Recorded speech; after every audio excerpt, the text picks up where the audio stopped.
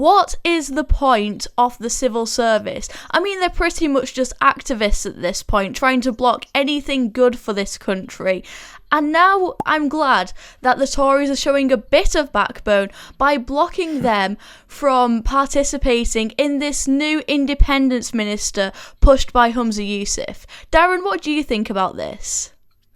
Yeah, so this is the new SNP, or relatively new leader of the SNP, and of course, therefore, First Minister of Scotland. And he's created a new role, Jess, and it's a £99,000. It's almost 100 grand of taxpayer cash going on this new role for an independence minister.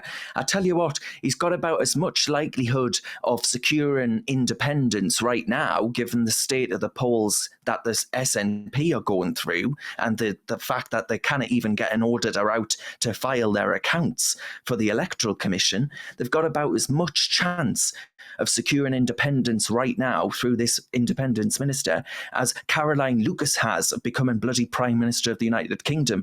It's farcical. And I look at this and I think, you look across Scotland and you think, what are people crying out for right now? Are they saying, right, independence is absolutely what we should be focusing on right now?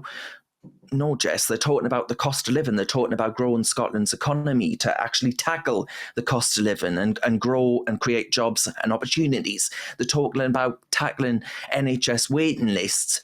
They're talking about ensuring that Scotland has energy security. So, during winters, we don't go through the kind of hardship that we became alive to last year. They're talking about improving transport links because there are really rural parts of Scotland.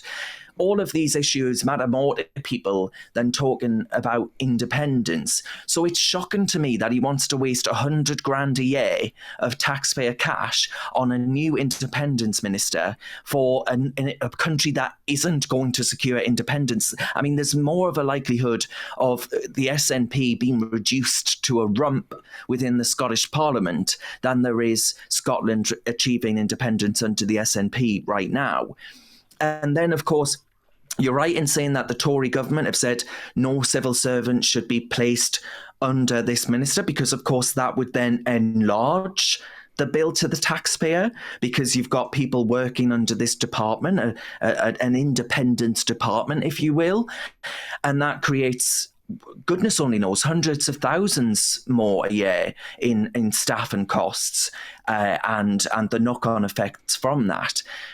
So it's just, it smacks to me, Jess, as sheer desperation from the SNP, sheer desperation to try and put independence back on the agenda and saying to hell with actually the responsibilities of government that they have been tasked with by the Scottish electorate. And every position that Humza Yousaf has been in, whether that be Justice Minister, whether that be Health Secretary, he has failed time and again. He has left every post he's ever been in making things worse, not better. And this is what he's doing right now. It's sheer naked desperation. And I hope the Scottish people see through this, and I hope they give the SNP one hell of a hiding at the polls when they eventually come, Jess. Have you got what it takes to be a reasoned presenter? Well, send us a short clip of yourself to join@reasoned.uk and we might be seeing you on this very channel very soon indeed.